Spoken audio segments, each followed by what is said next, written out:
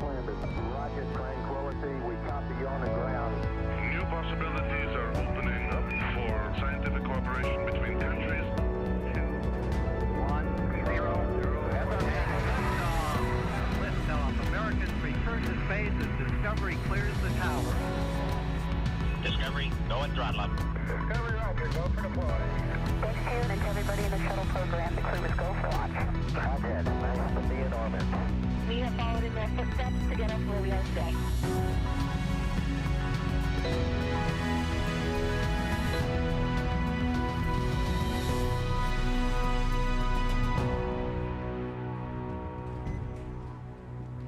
You're looking at a live view of the Dragon Endurance spacecraft as we await its departure from the International Space Station on its way back to planet Earth.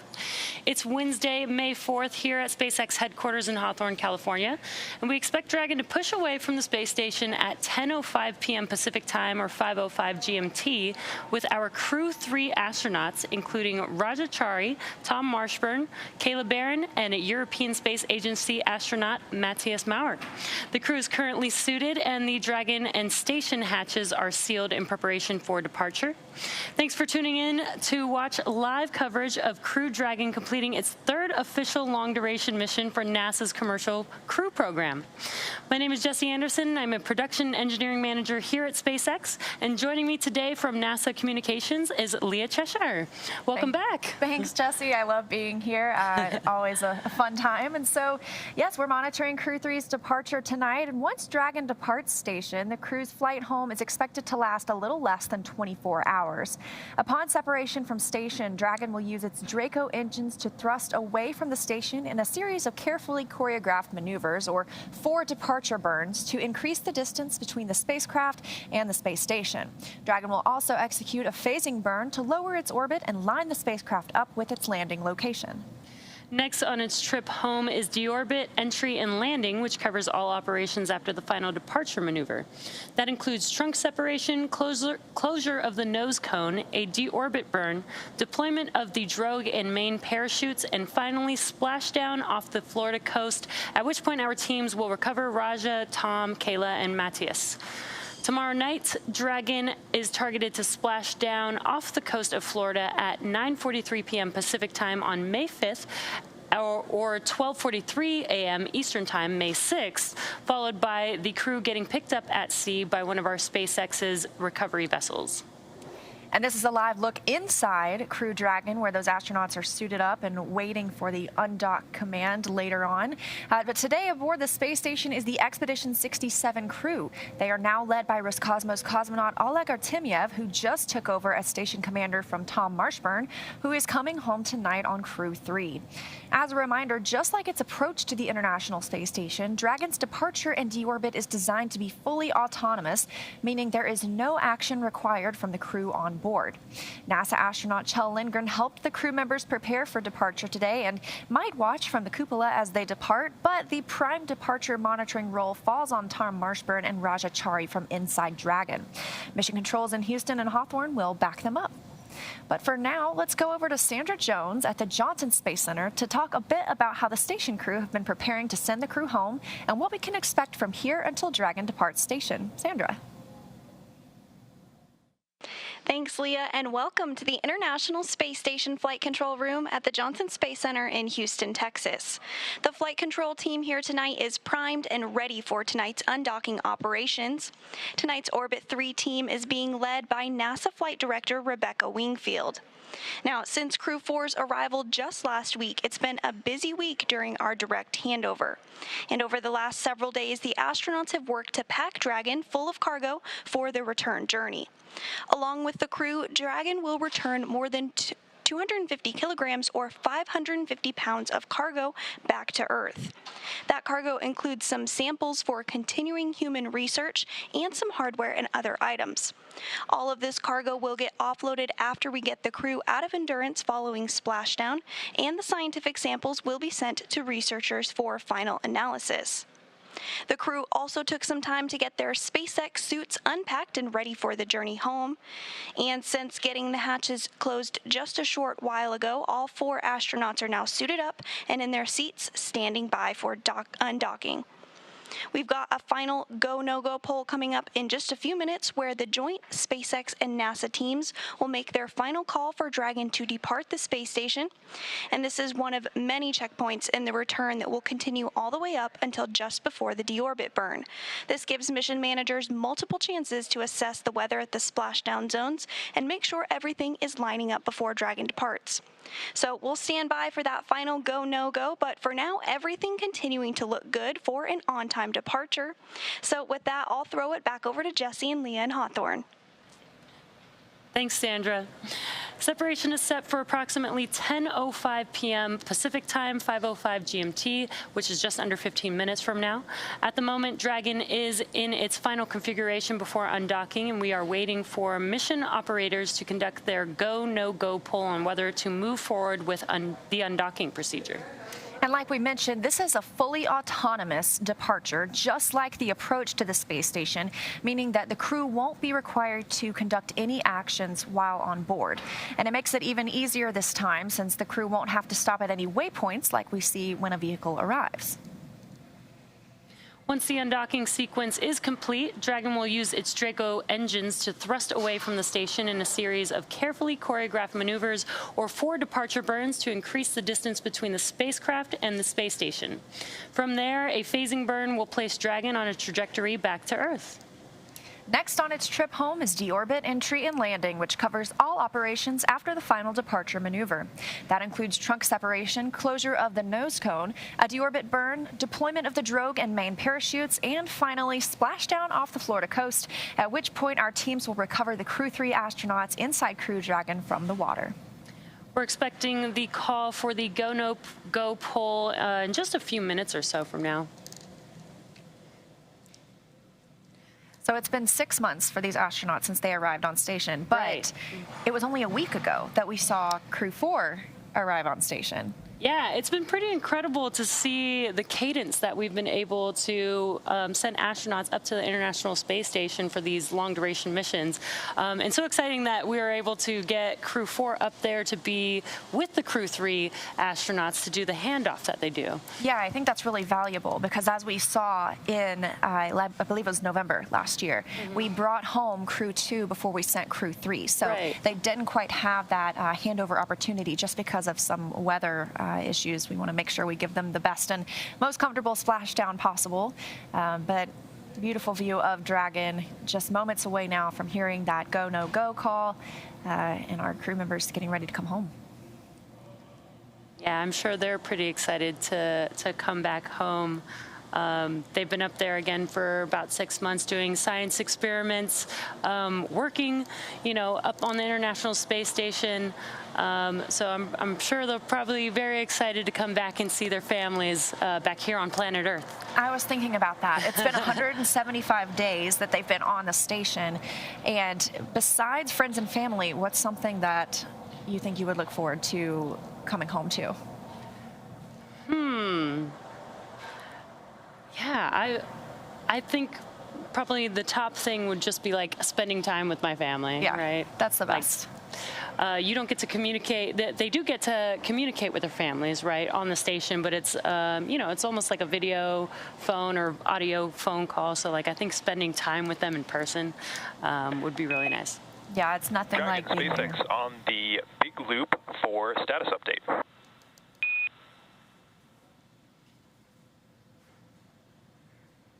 Go ahead for endurance. Okay, Raja, just 3 items to talk through here. First is that we saw a good leak check result. The second item is that we are still on track for our departure time of 0500 UTC.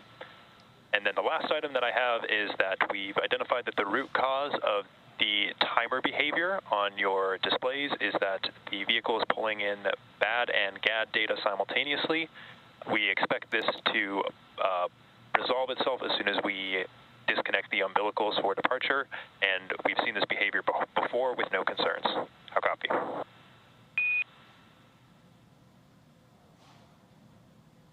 Copy, a good leak check, still on time for 0500, and the timer behavior will fix itself once we pull the umbilical.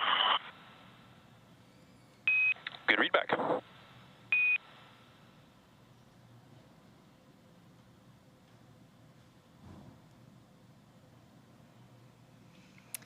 And we just had confirmation that the leak checks aboard Crew Dragon went well. We have also been waiting for that vestibule leak check to be complete. That's the space between the hatch on the station side, known as the A-Pass hatch, and the hatch on the Crew Dragon side. We want to make sure we bring that. Endurance on the big loop. Just make sure to give us a noggins up when you're ready for us to go. Visors down, so we have enough time to do that.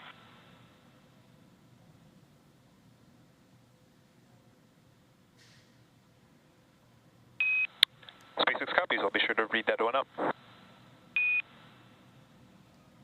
And we also heard them mention some TDRS, or Tracking Data and Relay Satellite System, time differences that they're seeing on board the capsule. As you heard, it's of no concern.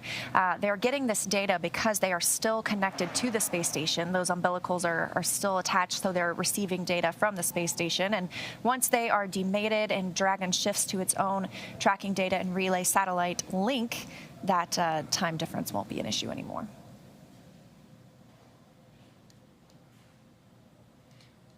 And again, departure is tracking for just about 9 minutes from now. It sounds like it is on time. And again, when they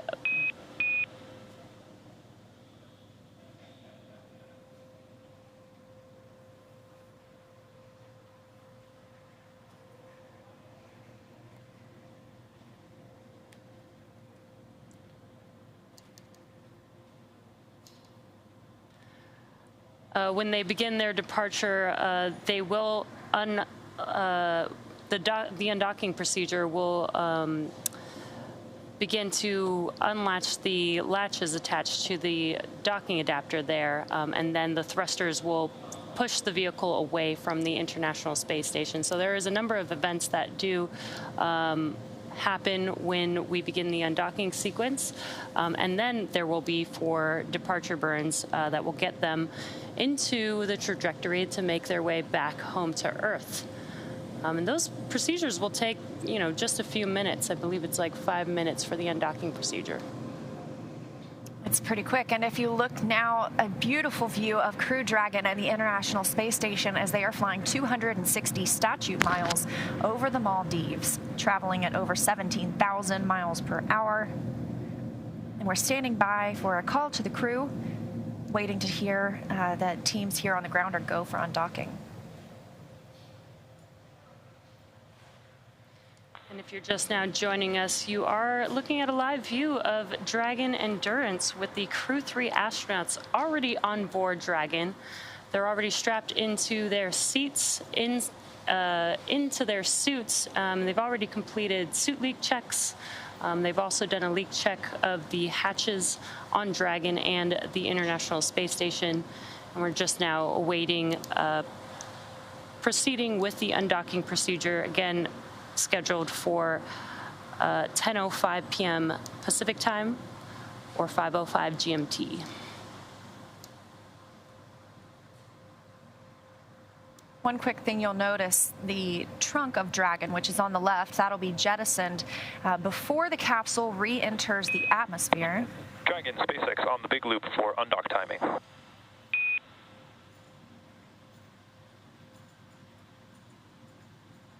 Go ahead, Frederick. Okay, Dragon, just wanted to let you know that our final reconfigurations for undock are complete and nominal. Right now we are pulling go for undocking.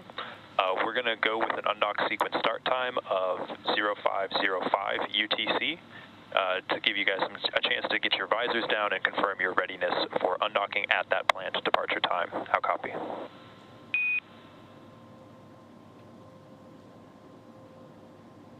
Copy, pulling go for undocked at 0505 for the sequence start time. And copy, we are go and visors down. Good work. SpaceX copies. We had a 1-hour window for this undock timing, so no concerns.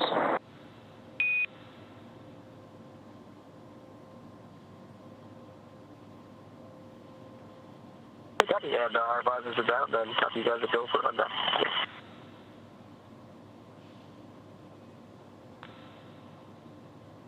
All right, good news. We just heard the confirmation that Crew Dragon is go to undock. We're now waiting for that undocking sequence to begin, and once that happens, it'll take less than 5 minutes for Dragon to separate from the International Space Station, its home for the last 6 months. First step in the automatic undocking sequence is for the umbilicals to retract. These umbilicals connect Dragon systems to the space station, transferring power, telemetry, and commands between the two vehicles throughout Dragon's stay. Once that's complete, Dragon will unlatch itself from the space station by releasing the 12 hard capture hooks in 2 separate phases. All that combined will take roughly 4.5 minutes, and then Dragon will be ready to depart from the space station and begin to move itself further and further away using its thrusters. And Dragon's initial departure from the station is a little different from other docked vehicles like the Soyuz, which relies on springs to push it away from the docking port. Dragon will actually execute 2 short thruster firings to undock using a combination of the 12 Draco engines around the base of the capsule, with the first of those firings breaking any stiction between Dragon and the docking port, and the second slowly backing the spacecraft away. We're expecting the call for the undocking sequence to begin within about the next 10 minutes. But like I was pointing out earlier before we heard that go call, we have these solar panels, solar cells, I guess is a better term for them, on the trunk of Dragon. And we mentioned that Dragon is still connected to the International Space Station and still connected to the umbilicals. So it's receiving power from the station. But once we undock, Dragon gets solar power that will power the vehicle. And then once we are committed to coming home, we'll let go of that trunk. It'll burn up in the atmosphere, and our astronauts will splash down safely.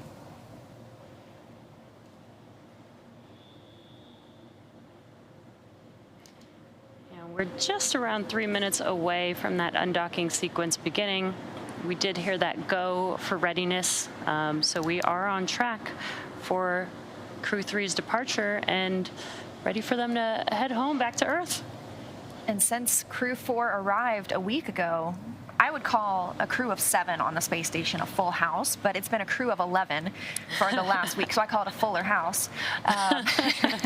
So it'll take the crew complement back down to 7 astronauts and cosmonauts aboard the International Space Station. 3 of these astronauts were first-time flyers. Tom Marshburn is the astronaut who had 2 previous flights, so everyone's coming home with a little more experience now. Yeah, and I guess this, for their first flight, this is also their first return. Yes. And again, this return will be about a 23-hour ride. So once they undock, it won't be, right back down to Earth just yet. They'll get to cruise in space for a little bit.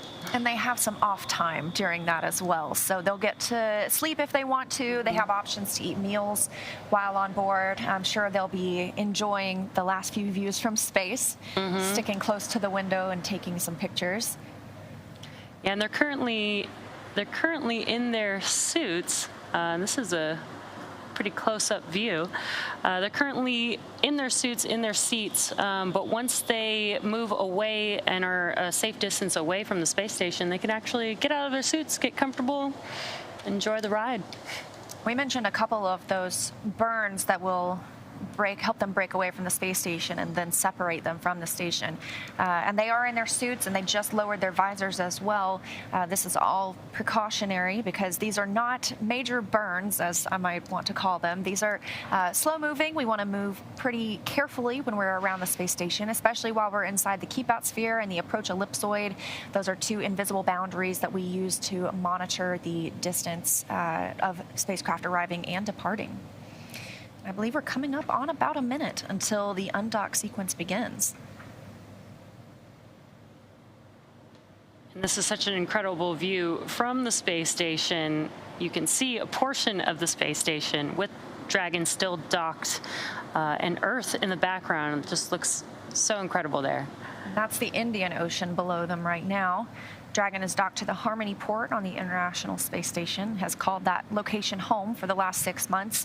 We didn't see a port relocation with this vehicle like we saw for Crew 1 and Crew 2. This has been their home since they arrived back in November.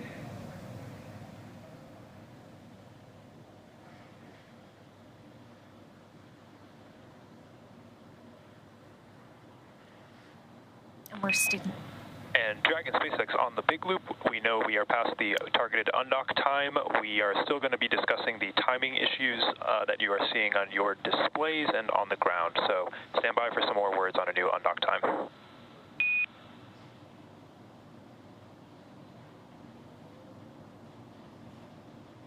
Copy. And that was the core crew operations and resources engineer speaking with the crew on board Dragon. And there's the core there on your left-hand screen. Just mentioning that they are still checking on a couple things that they had their eye on.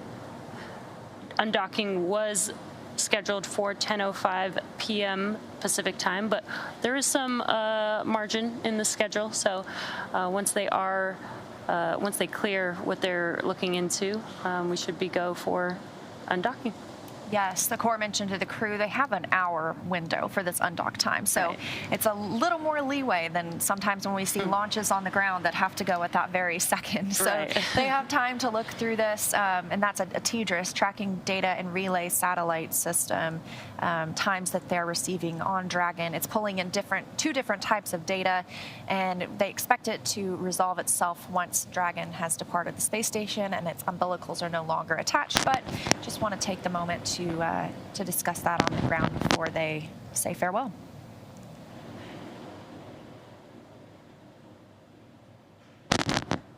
And you were talking about the core. That person is here in Hawthorne, but we have someone similar in Houston, and that's the Capcom, or the Capsule Communicator. They are not speaking with the astronauts on the capsule, even though that might sound confusing. They're actually the person who relays information from Mission Control Houston to the astronauts on the space station. So those two roles are incredibly important, and we only have those two people that are speaking with the crew. That way there aren't too many voices at one time. It's an easy flow of information. And there you can see on your screen, on the left-hand screen, that is Mission Control here at SpaceX headquarters in Hawthorne, California. And on the right side of your screen, a little place that feels like home, is Mission Control Houston at Johnson Space Center in Houston, Texas.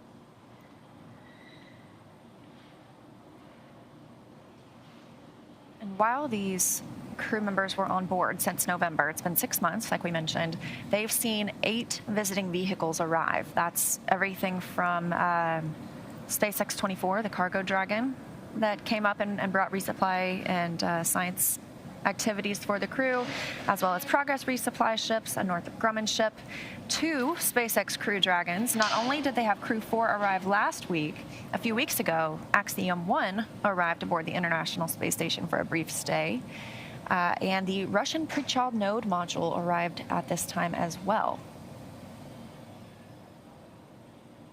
Yeah, that's a lot of spacecraft on the International Space Station. Probably pretty cool for the crew on board to, get to interact with so many different people arriving at station. I call it space traffic. It's essentially what it is, yeah. And that's how the astronauts get their food and their supplies. All of the water, or almost all of the water on board is recycled. But we have food sent up for the astronauts in those rehydratable packages. There are also meals ready to eat. That's what the crew on Crew Dragon will have to consume over the next 24-ish hours. But also science experiments. There are always hundreds of experiments happening aboard the International Space Station. We call it our orbiting laboratory, and that's what takes up a lot of the crew members' day.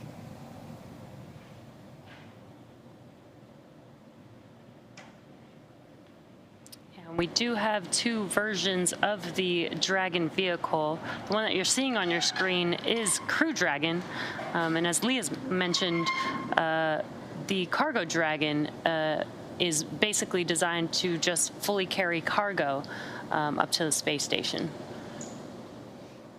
The Crew Dragon vehicle can also carry cargo as well. It is designed for 7 crew members. We have 4 members on board, so where we would have the other 3 seats is where we store cargo, which is just basically beneath the crew members on board Dragon. So can bring some cargo with them on the crew vehicle as well.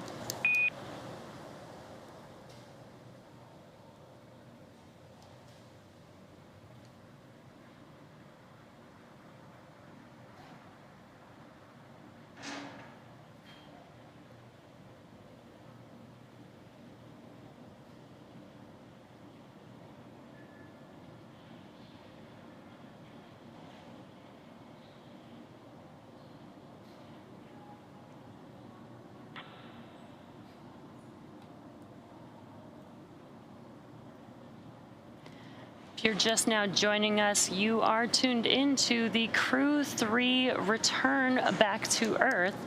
The Crew-3 members have been on board the International Space Station for about 6 months now. With Crew-4 now on board station, they've already completed their handoff, and they are... Dragon SpaceX on the big loop for undocking. Go ahead for Endurance. Okay, Endurance, the reason that we paused was that we had assumed that that the timing issue was going to stop once 1553 was disconnected. We did not see that actually occur in this case, so we took a look back at some of the data that we had from our previous departures, as well as taking a look into the future about if this were an issue during undocking. And the result of that investigation led us to know that we have seen this behavior before. We had seen the timing issue resolve itself once the umbilicals retracted, and so we are comfortable proceeding with a new undocking attempt at a later time. How copy? Copy, the 1553 disconnected and fix it, what we expect based on previous, but once we disconnect umbilicals, it should resolve itself, and then standing by for a new undocking time. Good words, and we were also pretty confident that if it were to not, or if it were still be the case during undocking, we will take some potential pauses if we don't see it resolve itself. Right now, ground has pulled go for the undocking time at 0515 UTC, so please confirm that your visors are still down and that you're ready for undocking.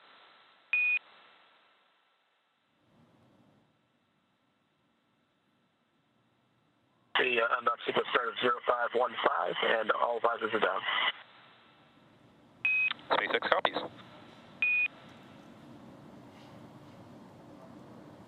All right, getting really close now. We heard they're comfortable with that TDRS, tracking data and relay satellite system, time difference that they're seeing, and they expect that to resolve on its own after the umbilicals have retracted. And now we're looking for that undock sequence command to begin in just about 2 minutes.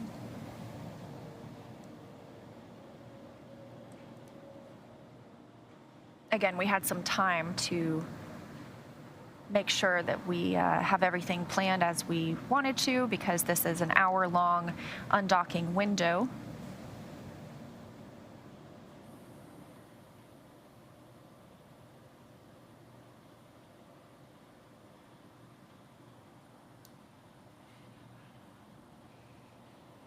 Coming up on a minute until the undock sequence begins.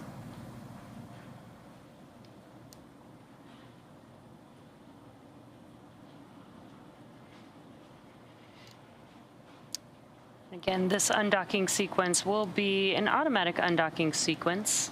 First, the umbilicals will retract, and then the latches will begin to, the hard latches on the docking adapter will unlatch. And they'll do that in 2 phases. It'll be the first 6 hard latches, and then followed by the second set of 6 hard latches. Then the vehicle will basically do a couple burns to push itself away from the International Space Station so that it's at a safe distance before it starts officially making its way back to Earth. Undock sequence commanded. They're stocking, which is the same.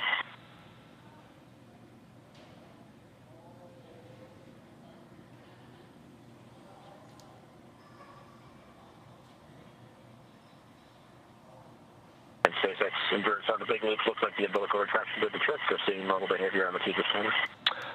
Oh, believe me, Raja, we saw it.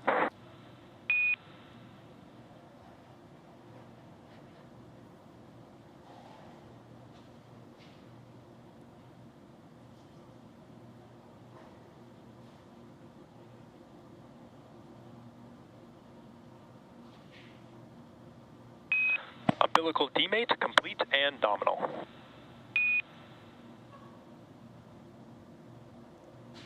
Endurance copy. We see the first group of possibilities.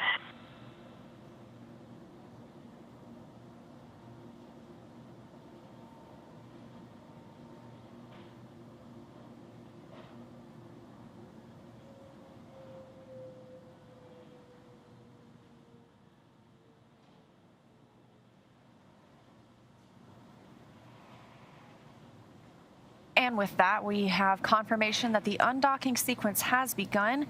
We have heard that the timing issue that the crews were seeing on the TDRS clocks has been fixed.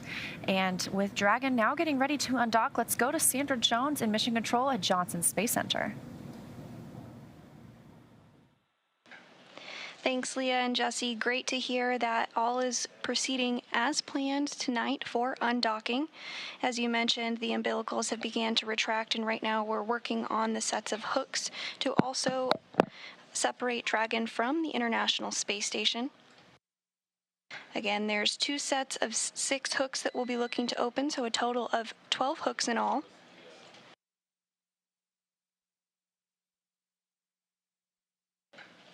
And that first set of hooks has begun to open.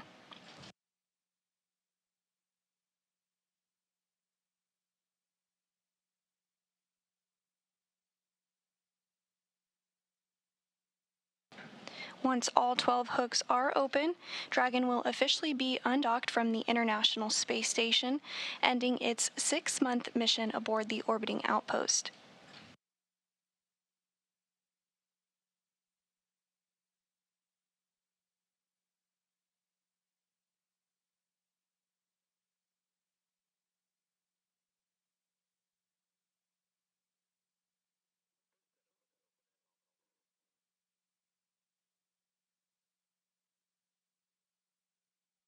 And the first set of hooks are open, the second set is underway, and we have committed to undocking from the International Space Station. Crew-4 is heading home.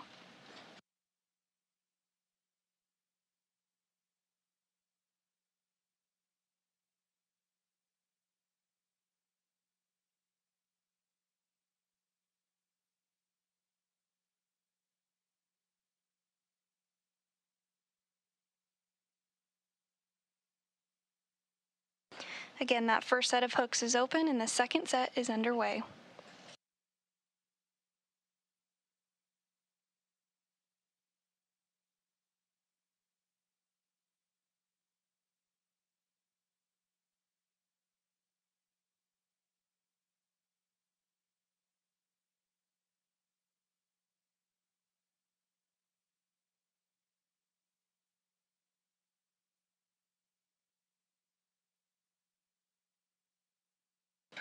Everything continuing to go as planned as the second set of hooks open.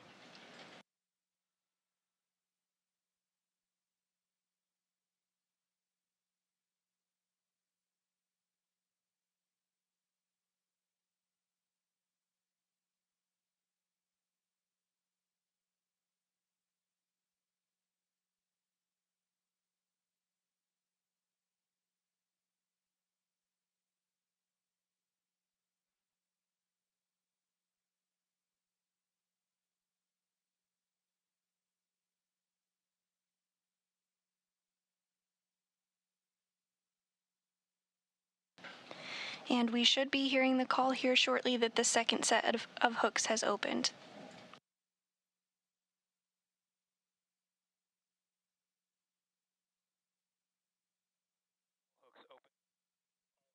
All hooks open and nominal.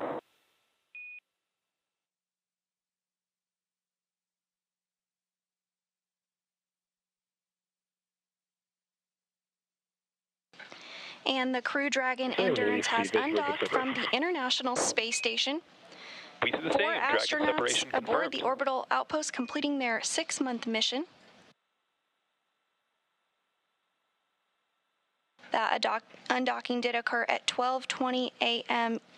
Central Time, 1:20 a.m. Eastern Time, while the International Space Station was flying southeast over Australia.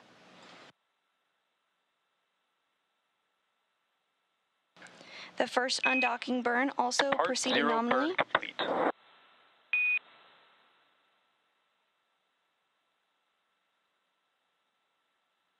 Endurance is sustained, And with the we've series got of visors departure open. burns now underway. Copy.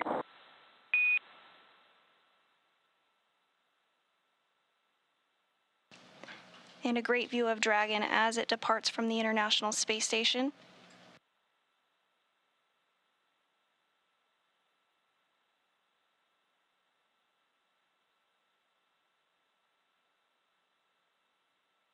Next up will be the rest of the series of departure burns that will continue to push Dragon further from the space station.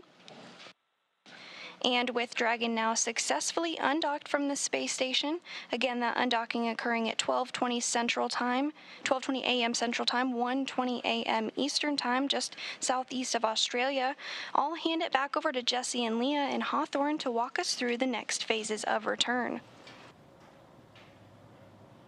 So some great news and great views. Dragon is now undocked from the International Space Station. We have already completed departure burn 0. That's a short burn of Dragon's Draco thrusters. Lasts about 16 seconds long. That increases the speed that Dragon is flying away from station and sends it on a trajectory, taking it up and around the orbiting laboratory. That departure burn 0 sets the Crew Dragon Endurance crew with Raja, Tom, Kayla, and Matthias on their journey home, now on a trajectory to head up and over the station before additional maneuvers will change the orbital path and take Crew Dragon below and in front of the station. Dragon will autonomously accomplish that through 3 additional departure burns to get the 4 astronauts of Crew-3 well away from the space station on their way to home. What you're looking at on your screen on the left side is a view from Dragon looking at the International Space Station. And on the right side is a view from the International Space Station looking back at Dragon.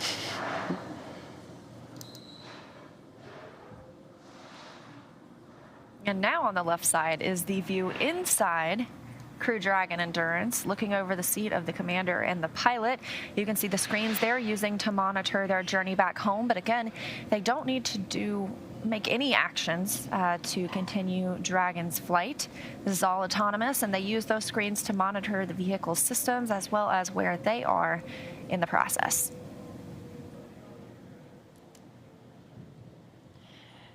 Another really cool view from the International Space Station. You can see Dragon in your bottom right hand corner as it is moving slow and steady away from the International Space Station. We want to make sure that the vehicle is safe before it begins its several maneuvers to make its way back down to Earth. We have already completed burn 0, which is the first of 4 of the departure burns. And we're hearing reports that trajectory is nominal or as planned for Crew Dragon Endurance. We're standing by for that depart burn 1, I should say, in about a minute and a half. This will increase the opening rate between Crew Dragon and the station. And again, there are no hold points during this departure sequence. We see crew members arrive and they stop at waypoint 2 or 1 or 0. Sometimes they're able to pass through after some go, no go polls, but it takes a lot less time to depart than it does to arrive. So again, standing by for that next departure burn happens about 5 minutes after separation, so only about a minute from now. This is a cool view as Dragon is making its way out of the view. You can see how slow and steady it was hard to tell, but now that Dragon is out of the view, you can kind of see how slow it was moving away from the International Space Station.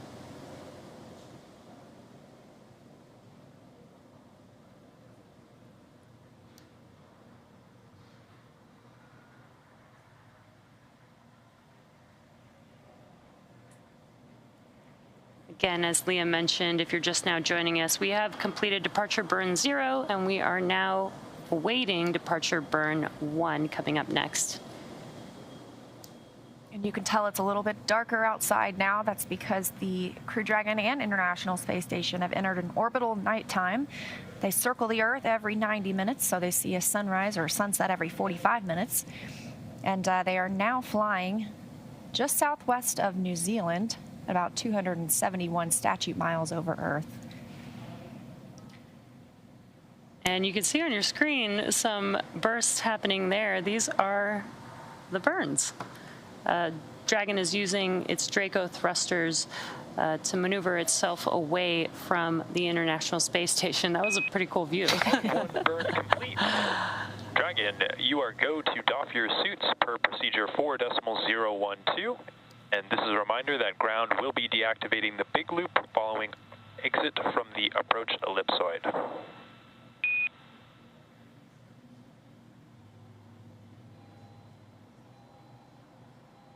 And Endurance copies, we've got to go to dock our suits, and copy will be taking down the big loop once we're outside the ellipsoid. Can you also confirm you're taking the cameras external? That is affirmative.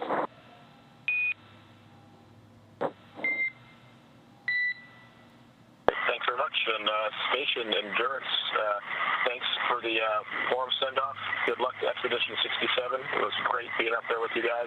We can't wait to see the awesome work you guys continue to do on that amazing orbital laboratory up there. Thanks, Endurance. Appreciate the kind words. We had a great time handing over with you all, and look forward to seeing your smiling faces on the ground.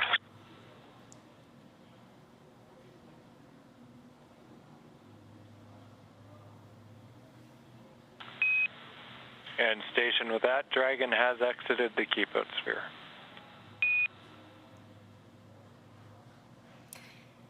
And confirmation that both depart burn 0 and 1 are now complete. And Crew Dragon has exited the keep-out sphere. That's the imaginary boundary or sphere about 200 meters in radius around the station. It's one of several safety zones. And Dragon SpaceX on Dragon to ground for some suit doffing actions.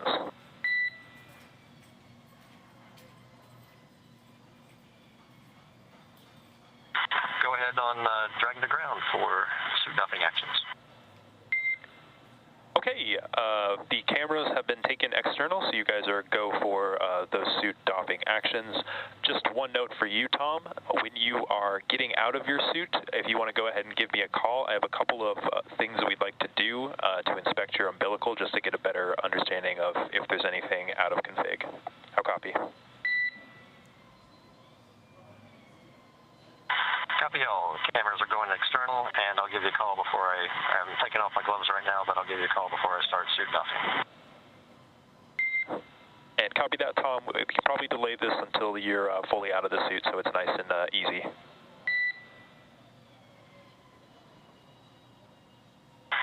copy. Give you a call once I'm out of the suit. And SpaceX, how do you hear on Dragon to ground on the captain mic? And I've got you 5x5 on the cabin mic. We've got you the same.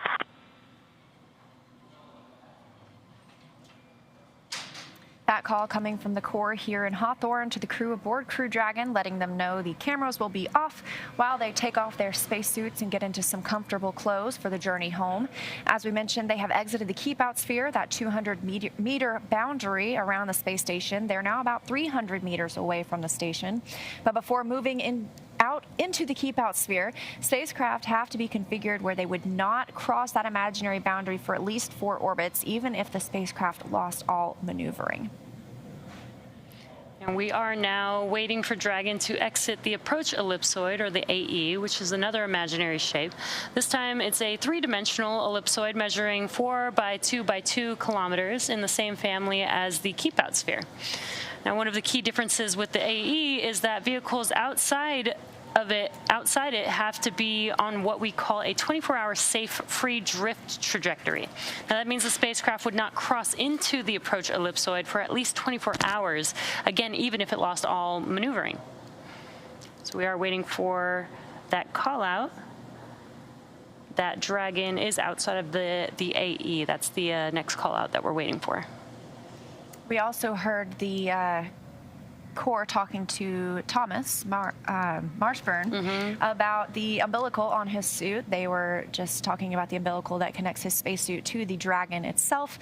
That helps provide calm, cooling air while they're in the suits. Of course, while they are in their more comfortable clothes for this journey home, he won't be connected to that, and they can talk through a cabin microphone instead. Yeah, and they did also mention that they can doff their suits or remove their suits. So as Leah mentioned, they are starting to get comfortable, and they do have, you know, a 23-hour journey on the way back home. So it'll be nice to get out of those suits, even though they are like a personal AC system for them. They look comfortable. Again, we are waiting for the Dragon vehicle to confirm that it is outside of the approach ellipsoid, or the AE. And everything has been moving pretty smoothly for Dragon so far. We are on a nominal or normal trajectory, and the next burn isn't coming up for another 42 minutes. So Dragon is still cruising on those burns, depart burns 0 and 1 that we actually saw. I love that view. And those burns come from the service section Draco thrusters. Those are used for smaller maneuvers rather than the bulkhead Draco thrusters, which are under the nose cone. Those are used for the larger maneuvers like the deorbit burn. And Dragon SpaceX on Dragon to ground, no response required. But cabin temperature is now allowed via 4.080, and the cabin is currently configured for maximum cooling, so you guys have crew control as of now.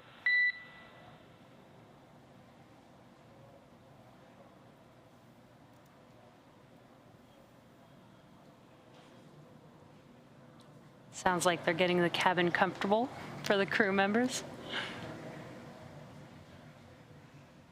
And the crew members can control the temperature on Crew Dragon, or they can ask the ground to control it for them.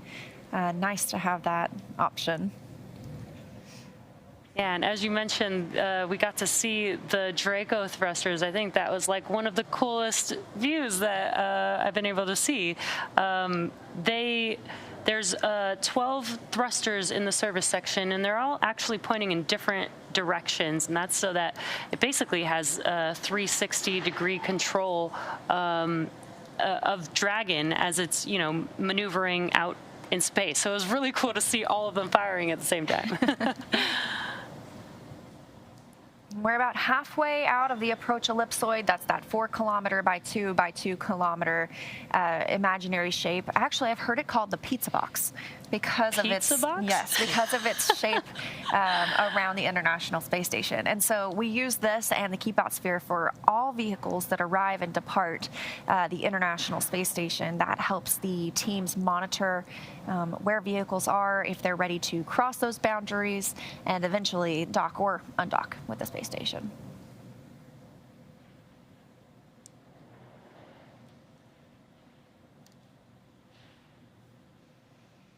Again, we're here in Hawthorne, but teams in Mission Control Houston are also monitoring because we are still in joint operations.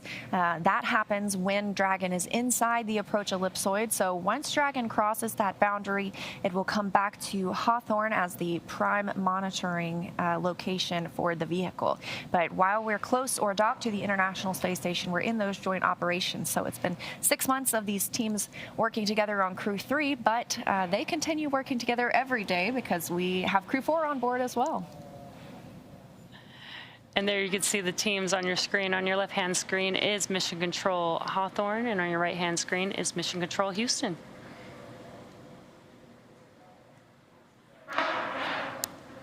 And even though we undocked a little bit later than the initial time, we had that hour-long window of undock opportunities, and so we don't expect a change to the splashdown time. We're still targeting tomorrow night around 9:43 p.m. Pacific or 1:43 a.m. Eastern off the coast of Florida. There will be teams out on a boat to recover the crew after they splash down, and after splashdown they'll be removed from the vehicle. They will go through some casual medical checks and then eventually board a helicopter and be brought back to land, where they will board a NASA jet to fly back to see their families in Houston.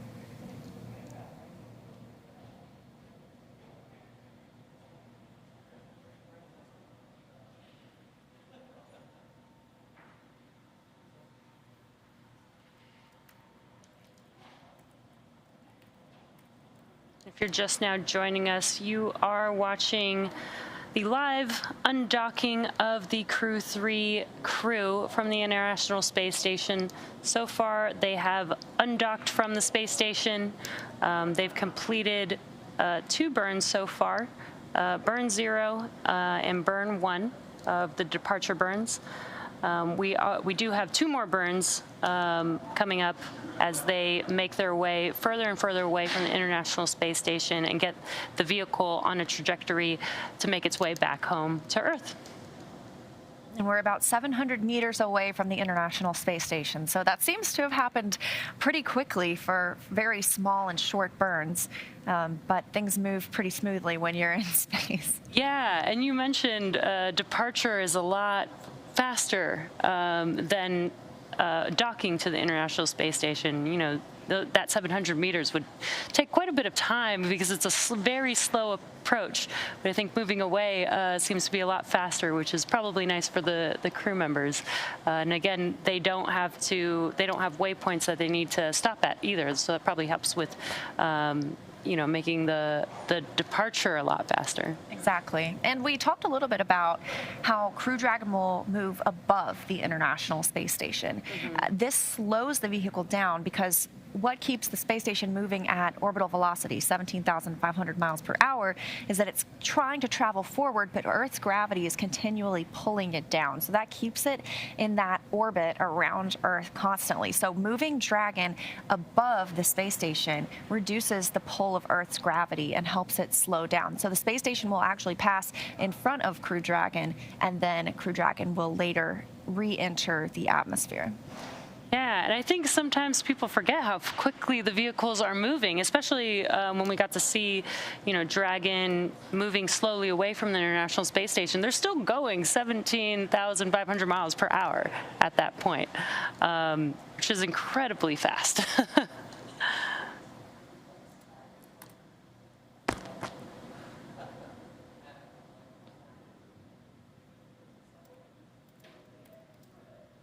SpaceX Endurance on Dragon to ground for post-docking suit actions.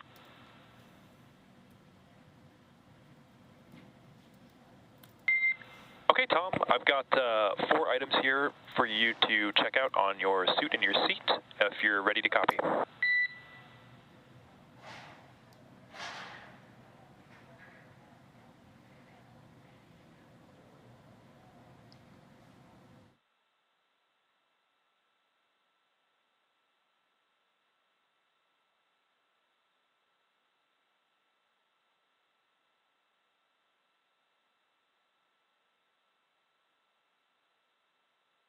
SpaceX copy, just getting my satchel.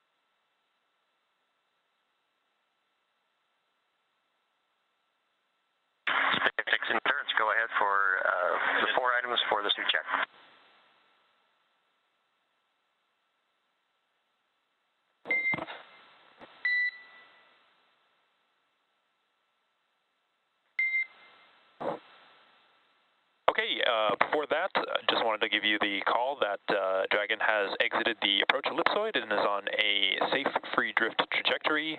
Houston's going to be taking down that big loop shortly, so expect the ISS audio traffic to cease.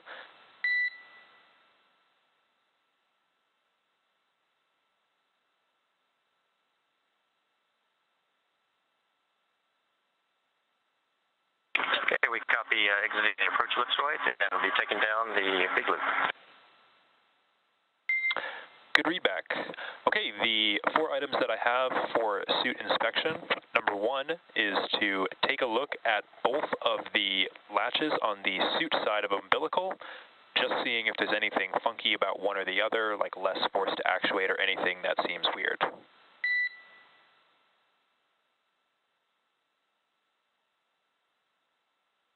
Copy, that's at work now, inspecting latches on both sides of the suit umbilical.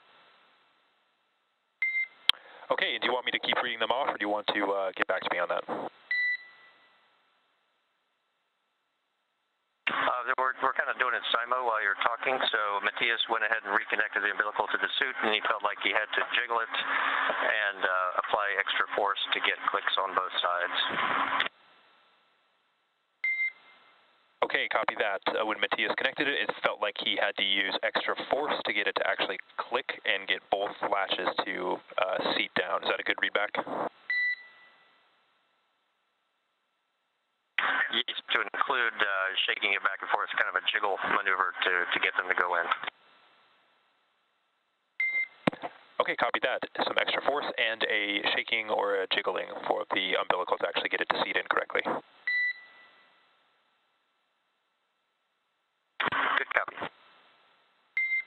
Okay, second item that I have is that when able, check and just see if there are any retracted pins on the suit side of the umbilical.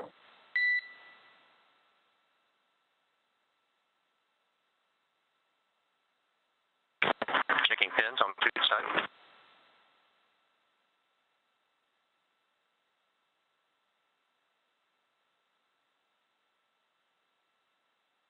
And no retracted pins. All proud. Copy, no retracted pins. Third item that I have is just to take a look at the suit side interface on your suit and just see if there's any FOD or anything connected to any of those pinout connections. Checking for FOD. No FOD when I first connected it, no FOD currently. Copy, all clean interfaces. Last item that I have is, when able, remove the... Good copy.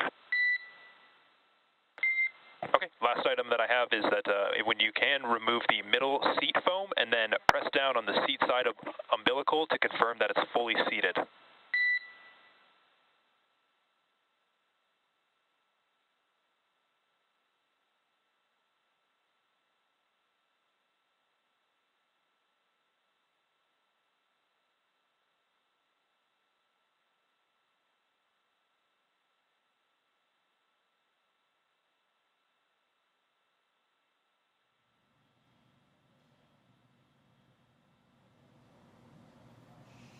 All right, we just heard some chatting between the Corps here on the ground and the crew members aboard